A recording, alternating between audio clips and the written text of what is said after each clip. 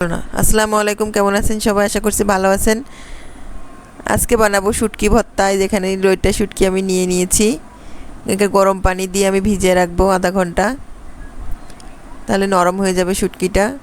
এখন কড়াইয়ে আমি বসিয়ে দিয়েছি চুলায়, সামান্য তেল দিয়ে দিয়েছি।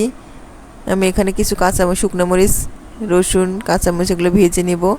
দিয়ে দিলাম শুকনো মরিচ 4-5টা, দিয়ে খুব ভালো করে ভেজে নেব। ভেজে নিয়েছি আমি শুকনো মরিচটা, এবার রসুন দিয়ে দিলাম আর কয়েকটা কাঁচামরিচও দিয়ে দিব এর মধ্যে আমি।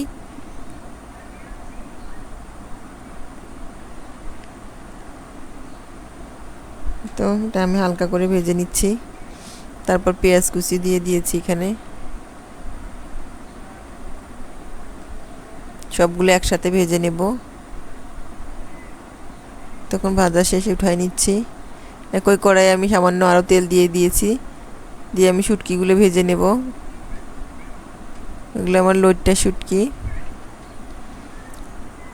শুটকি ভর্তা কিন্তু ভালো লাগে অনেক, মুখে জল এসে যায় শুটকির নাম শুনলেই। ভর্তাটা কিন্তু অসম্ভব মজা হয়েছিল। এখন আমি পাটায় চলে আসলাম, এখানে আমি ওগুলো বেটে নিব। শুটকিগুলো ভাজা শেষ হয়ে গেছে আমার, তো নিলাম শুকনো মরিচ কাঁচামরিচ সব একসাথে বেটে নেব। আর পাটায় বাটা ভর্তা কিন্তু মজা অন্যরকম।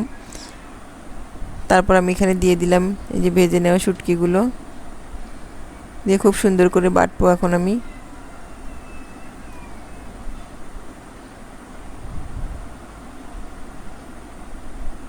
যদিও বা এটা খুব মিহি হবে না, কারণ লইট্টা শুটকি একটুই থাকবে, কিন্তু এটাই মজা লাগে অনেক।